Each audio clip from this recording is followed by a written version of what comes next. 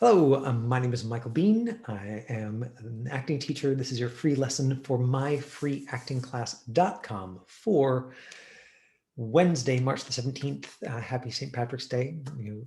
I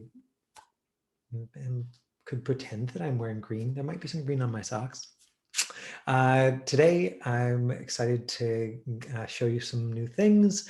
I got really excited after yesterday's lesson with Jennifer Copping. If you get a chance to watch that, please do. And, to make it easier for you to watch, wouldn't it be great if somebody built a searchable video archive on our website? Yeah, it would. Oh, so I geeked out and I spent maybe like the last 4 or 5 hours doing that. And it could be argued that I'm avoiding sending about 100 emails that I need to send, but also this is something that really needed doing. So here we go. Let me show you. So if you were to go to the myfreeactingclass.com website, and just like usual, you would see now in the top right, there's this little link video. And if you were to click here where it says video archive, take me there, you would find that rather than taking you directly to YouTube, at this point, this would now take you to an archive of all of our past videos, of which there are, I think, 165 of these now. And I've sorted them into decision makers, guests, acting, and self-tapes. Now it's pretty arbitrary, but I'll just do a quick scan through. There's a lot of stuff here. If you have not seen these videos yet, Jackie Lind auditions. She casts a lot of stuff here in Vancouver. Chris Wozniacki, Annalise Tilling, and Aaron Lally are sort of newer up and coming casting directors. Then there's some excerpts from all 3 of these casting directors talking about self-tapes, Tiffany Mack, Judy Lee. There's the director, Jesse James Miller, producer Tina Peme. Highly recommend that one. She's the one producer who we've had in as a guest, partly because her kids, both of them, took my classes, but fascinating to listen to sort of the absolute top level decision maker. Remember that in terms of who the decision makers are, there's a producer, they're in charge of the money, they make final decisions, including about casting, directors in charge of the story, casting directors in charge of the auditions. So that's our decision-making tree. And then there's a whole bunch of these great videos from casting director Stuart Akins. Now, this is from well before I started this project. I believe they're from July 2021. Stuart was a very big casting director then. He was the mentor and casting partner of Sean Cossey, Cossey Ogilvy Casting. They do a lot of, they cast, I think, certainly they were casting Flash, they cast The Good Doctor, they cast Riverdale, they cast a lot of Vancouver-based shows. And Stuart worked with Sean initially, I think like assisted Stuart, and then when Stuart moved on to run the Capilano College film and TV program, he took over. And so, but there's this great 8-part series, and I'm going to show you a little clip from that as well. Then down here, we've got guests. This was our guest yesterday. Actor, dancer, singer, teacher, director, producer, Jennifer Copping on building a network and networking connections between actors and the other people who are related to actors, something that she does very, very well. I found it very compelling. Some incredible videos on here if you haven't watched them yet. Carrie Sandemersky, one of the deepest and most soulful artists I know. A psychiatrist, Dr. Alan Franklin, who taught workshops specifically on audition anxiety and whose daughter is quite a successful young actor. He, I believe, teaches the faculty of psychiatry at the University of British Columbia. And last summer, he came in to talk about how to deal with audition anxiety. So many good things in here. I could spend all of this lesson just talking up these lessons, but when you get the chance, look through and see if anything grabs you. The acting, I've got it divided sort of very roughly into, rather than divide it by date, I thought I would divide it by type. And so we've got So a bunch of business lessons, including how to make a professional film and TV resume. For those of you who missed that one last year, headshots and demo reels, how to get a talent agent. There's a bunch of lessons about feelings down here, including this one that I'm really proud of from last year that had a lot of detail to it. Why stress makes your auditions better, fear, excitement, and optimal performance. The feelings, story. I mean, there's 165 links. Technique, including a couple of fun or 4 different comedy lessons, that I've done over the course of the last year. And then there's a bunch of self-tape lessons here as well. So before I move on to the lesson that I've got for you today, let me show you a little clip of casting director Stuart Akins. So this is just a sample clip, one of the ones that I was talking about. This is part 3 or part 8 of 10 rather, the importance of look in film and TV.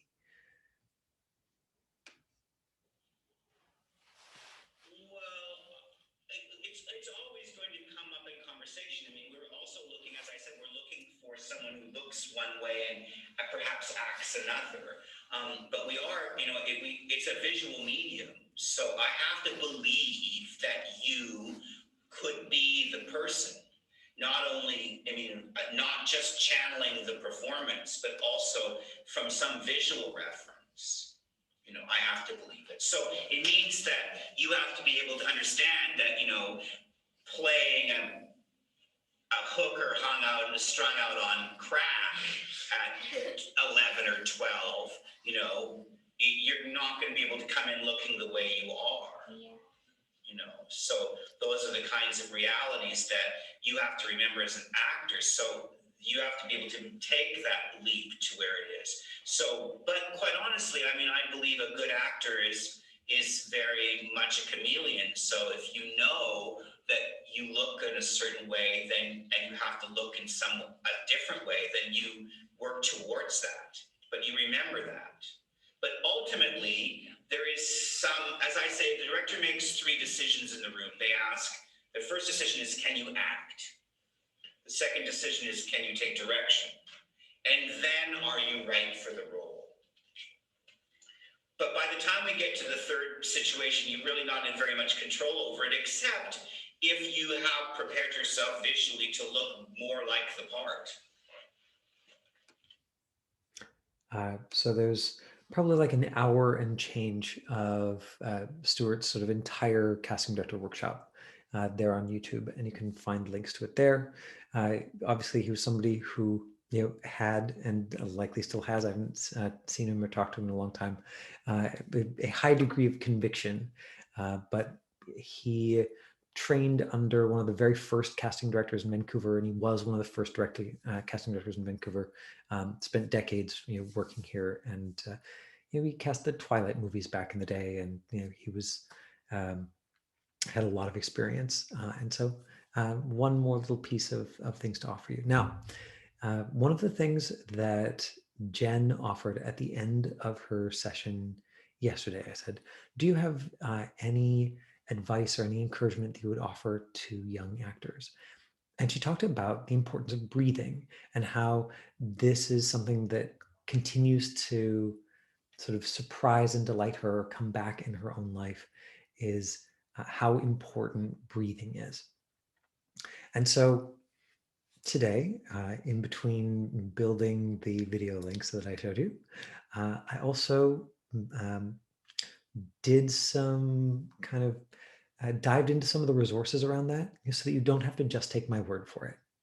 Now, I don't know about you, but I like having a little bit of science to back me up. So I'm going to show you a little bit of science of breathing today, and then talk to you about the link between that and the work that we do. Now, sort of very top level, there's this fantastic Fritz Perls quote that I've used in class multiple times.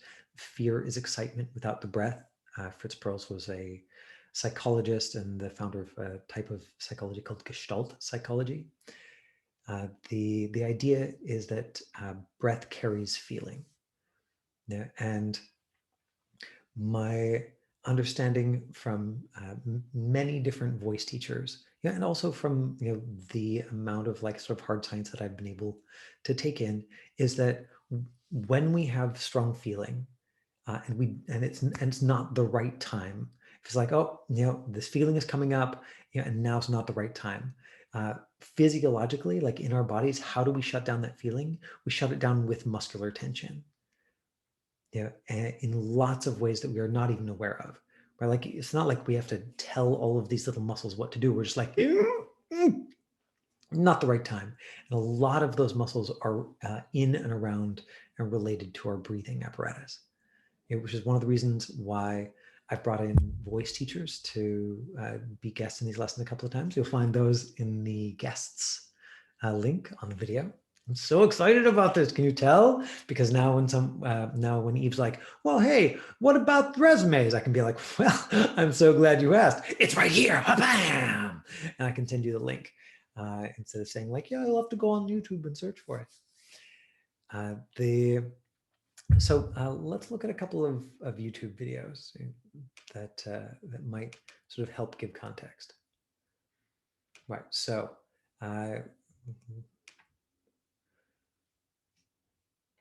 right inside this animated, very buff guy, we've got the rib cage, the lungs, and then down here a dome-shaped muscle called the diaphragm. And the idea is that when the diaphragm pulls downward, and that expands the lower part of the lungs. You can see that there's an upper lobe of the lungs and a lower lobe of the lungs. Now, if you can look, you can see everything moving when a deep breath is taken. Right, even the pelvis moves, tips downwards. Right, so the ribs expand, outwards. The ribs in the back expand. The collarbones, expand. The pelvis tilts. You're expanding the inside of your chest, and it's going to change things around in there. So one of the places where that is relevant to actors, or worth thinking about, is when you are doing breathing exercises. Something that voice teachers will often ask is for you to put your attention into your lower back, to see can you feel the breath down there. I think when I was doing voice exercises sort of early in my acting training, people would often talk about belly breaths, and your belly, like your abdominal muscles, are not truly involved in breathing. Just this dome-shaped muscle, your diaphragm. So you can see it does go all the way down there. It's actually a network of all these little muscles that's sort of down underneath your lungs, bisects your entire body, connects on the front and the back, with just like a little tube right there in the middle that goes for your esophagus to go down into your stomach, which I think is cool. Let's see what else I queued up as being sort of useful and interesting, relevant content. As the body prepares to take in oxygen-rich air, this system sends a signal to the muscles around your lungs, flattening the diaphragm and contracting the intercostal muscles between your ribs. Right, intercostal muscles are these little bands of muscle in between your ribs, that are responsible for helping you expand and contract your rib cage. And so that's one of those places where, without knowing it, we hold a lot of tension. I mean, think about the last time that that you were sort of consciously aware of what was happening in your intercostal muscles. I hope you're all thinking about your breathing even while you're watching the lesson. To create more space for the lungs to expand. Air then whooshes into your nose and mouth, through your trachea, and into the bronchi. That's etc. And then how you breathe affects your energy level, especially when you are under physical or emotional stress. Think back to the last difficult test you had to take. It's likely that as you became more nervous, the tension in your body increased and your breathing quickly sped up. The shallower our breath, the less oxygen that reaches our brain, and the harder it is to focus. What's our response? And so shallow breathing is often a response to excitement or to anxiety. And so one of the things that voice teachers are famous for doing, but I think it's really connected to this thing that Jen was talking about yesterday, is if you can consciously deepen your breath, if you can bring your attention to, am I just breathing up here? Or is my rib cage expanding?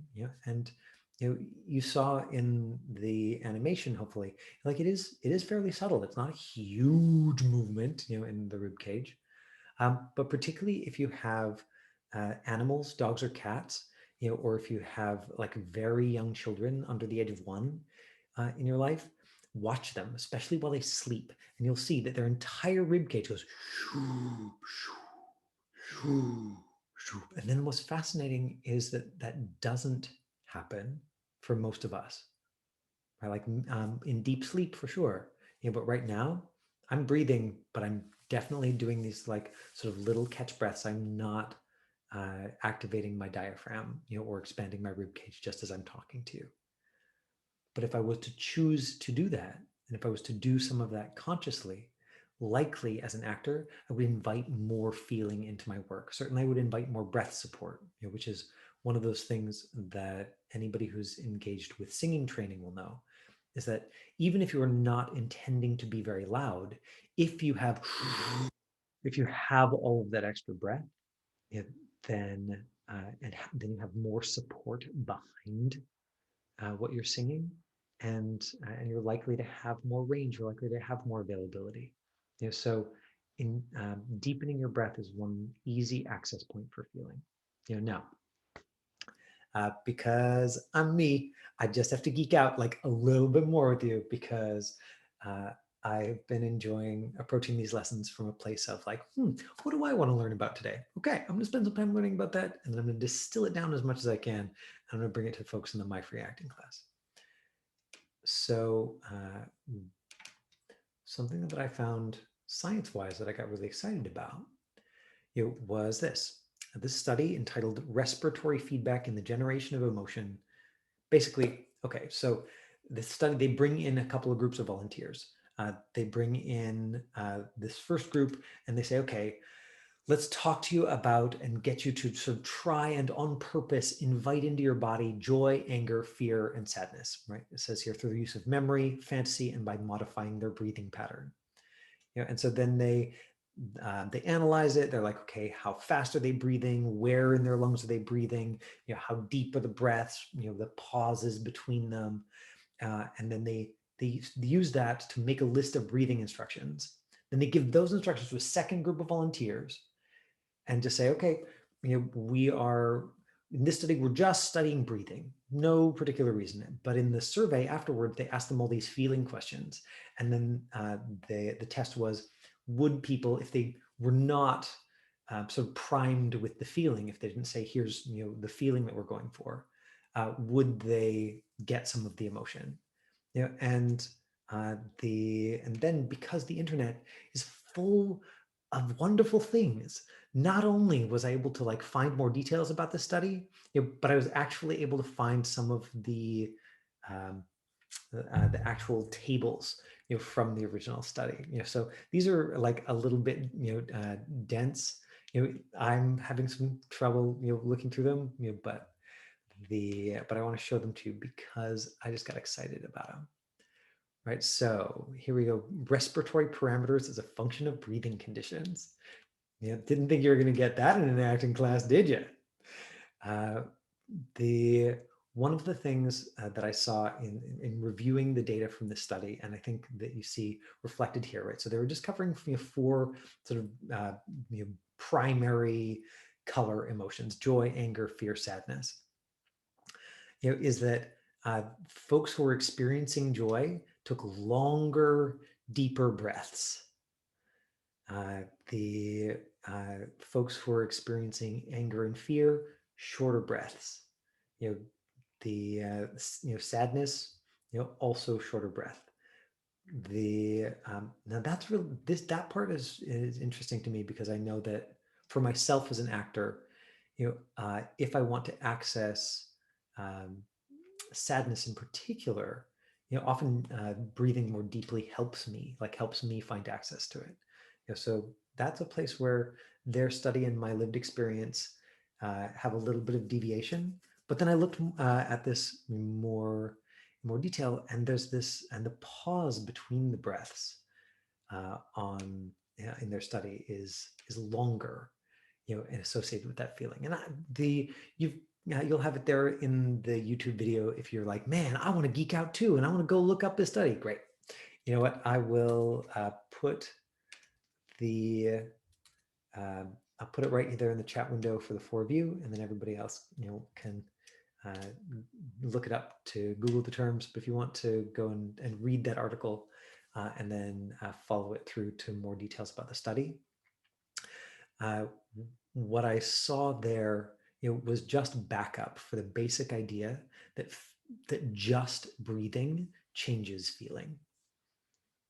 And so I recommend playing with this in your work, and literally anything that brings you more awareness of your breath is likely to give you more access to feeling. Yeah, and I'm not even talking about sort of emotional regulation in your life. There's a lot of stuff out there already, on the internet about sort of emotional regulation or sort of deep breathing as a way, to deal with anxiety. There isn't a whole lot about like how to make yourself anxious by breathing, but that's why what we're doing is like odd and wonderful. And so, using again, my experience as a teacher, and also what I saw in the reflected in the study that we just looked at, particularly if you wanted to invite anxiety into your body, shallow breaths, quicker, less pause in between them, that anxiety that's likely to mimic some of the physical sensation of anxiety and fear, and if you want sort of full access, and in the study they were talking about like relaxation and joy, much longer breaths, like almost twice as deep, twice as much air, at twice as long, the breathing there. And so noticing your breath when you're going into an audition can be very, very, very useful. It's and there are all sorts of fun tricks to playing with it. Sometimes I'll just get an actor to go through a specific charged line of dialogue, and I'll ratchet them up from 1 to 10 just in volume. Yeah, and I always find that that even then, if we return to a conversational volume, if we ratchet them all the way up, then it carries over. Yeah, so I don't know. We've got a couple of extra minutes. Eve, you've got your video on. Do you want to demo for me? Sure. Fun. I haven't had a chance to do very many demos lately. Right. So without worrying too much about the feeling itself, and literally just focusing on volume, look at me and say the words "I hate you." I hate you. Great. And then we're just going to ratchet in volume, all the way up to a 10, where 10 is as loud as you can be. Is that going to disturb anybody deeply in your house if that happens?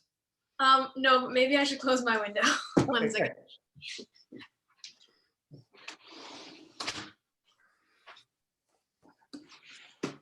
Don't want anyone to think like I hate my family members. You're right.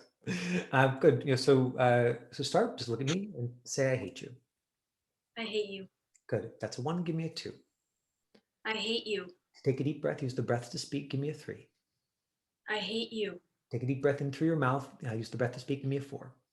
I hate you. Take a deep breath in through your mouth. Use the breath to speak. Give me a 5. I hate you. Deep breath. Keep ratcheting up. Give me a 6. I hate you. Keep ratcheting up. Give me a 7. I hate you. Deep breath in through your mouth. Give me an 8. I hate you. Deep breath. Give me a 9. I hate you. Deep breath and give me that 10. I hate you. Good. And keep that feeling in your body, and then just say the words. I hate you. Yeah, and that's the exercise. So it's something that that I have often found useful in class. Eve, thank you so much for being brave and volunteering to demo for me. Do any of you have questions about any of the things that I've covered today? is there anything that you would like me to talk about before we wrap up? We are at almost exactly 4:30 right now. Okay. Thanks so much for coming and participating. It certainly helps me to have a couple of real humans to talk to, and I look forward to next week's lessons. Next week we'll be back on self-tapes on Tuesday, and then a lesson on Wednesday. So I'm not sure what Wednesday's lesson will be about, but if you are interested, and Tahila, maybe I will just tell you about this because it has been a while since I've seen you here in the lesson, that if you're interested in doing even just like a one-line self-tape, there's an exercise that I've put here on, here we go, Tuesdays, on-camera badassery and self-tape review. Download the practice exercise. If you click on this link, it will take you to a PDF with a whole bunch of practice lines. You can just pick one of those and use it as an exercise. And then the email link, info@myfreeactingclass.com, is here as well. Duke, you wanted to jump in with a question there a moment ago.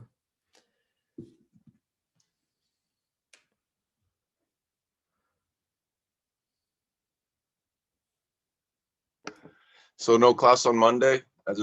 There is class on Monday. Okay. Leanne. That's all I was wondering. Yeah, thank you. The class runs Monday, Tuesday, Wednesday. Leanne teaches on Monday, but she asked that those lessons not be taped so that she can, dish the straight goods, and not have it on YouTube for other people to search up later. So if you have questions that you're nervous to ask, perfect opportunity to show up and ask Leanne about them. Like, hey, what do you think of this, talent agent? Or, or here I have a question that, like, I'm worried, is a silly question that I don't want recorded for posterity.